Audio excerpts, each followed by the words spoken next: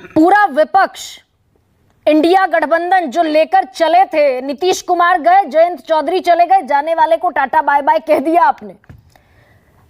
अखिलेश यादव ने आज पीलीभीत में पहली चुनावी रैली की उस प्रदेश में जिससे तय होना है सत्ता किसकी बनेगी। 80 में से 80 का नारा है।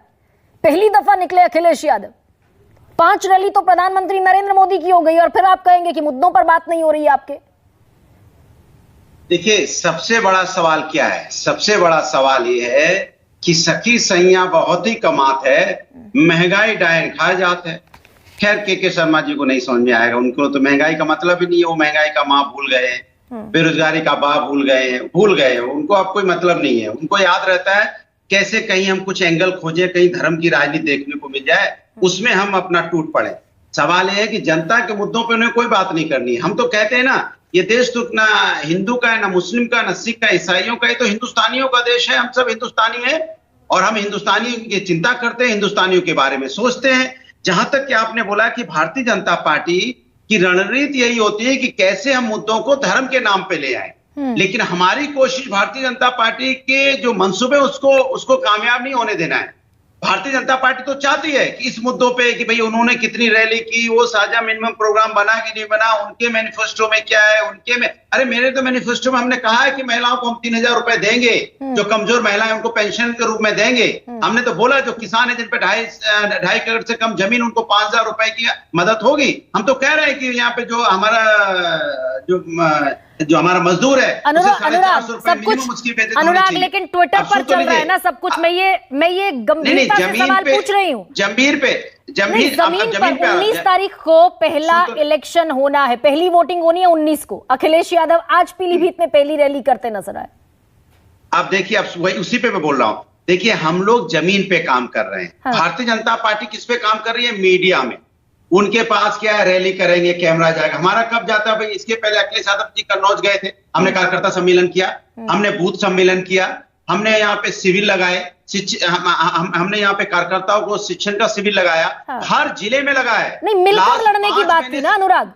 या तो कहे फिर समाजवादी पार्टी की आप अकेले मुकाबला कर रहे हैं उत्तर प्रदेश में बीजेपी का।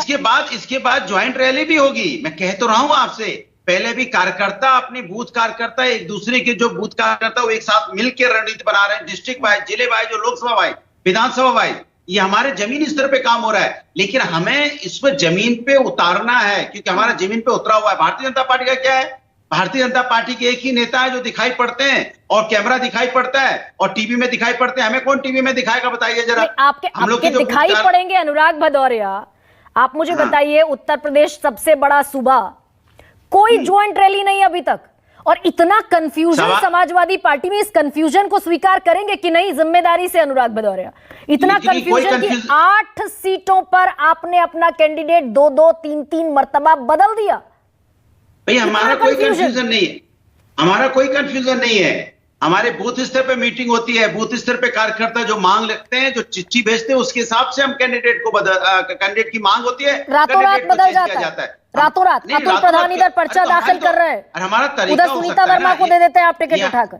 मैं कह तो रहा हूं, भारतीय जनता पार्टी इसी देखो, भारतीय जनता पार्टी यही सोचती रहेगी और इसी में हार जाएगी वो, क्योंकि वो देखो, वो मुद्दों पे तो चर्चा करेगी नहीं। हम तो मुद्दों पे चर्चा कर रहे हैं ना। आप देखिए, आप कह रहे बीजेपी रैली कर रही है, लेकिन क्या किसानों के लिए बोल रही है क्या? युवाओं के लिए बोल रही है क्या? यहाँ पे महिलाओं के लिए बोल रही है क्या? यहाँ बेरोजगारी के लिए, महंगाई के लिए बोल रही है क्या? आपसे ही पूछ रहा हूं मैं। यहाँ पे स्वास्थ्य व्यवस्था पे बोल रही है क्या? शिक्षा व्यवस्था पे बोल रही है क्या?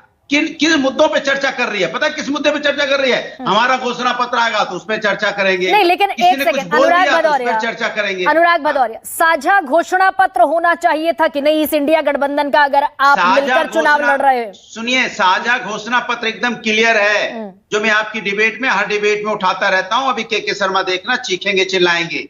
हमारा साझा घोषणा पत्र है। महंगाई, बेरोजगारी, महिला, किसान, इन मुद्दों पे हम सभी विपक्ष एक हैं, और यही जनता का मुद्दा है। इन्हीं मुद्दों पे हम एक साथ आए हैं। हम राष्ट्र के मुद्दों पे एक साथ आए हैं। लोकतंत्र हमारा मुद्दा है, संविधान बचाना हमारा मुद्दा है, महंगाई कम करना हमारा मुद्दा है। तो राहुल गांधी कांग्रेस के सबसे बड़े नेता क्यों नहीं आए उत्तर प्रदेश भाई? अरे सब आएंगे, मैं आप क्यों परेशान है भैया, सब आएंगे।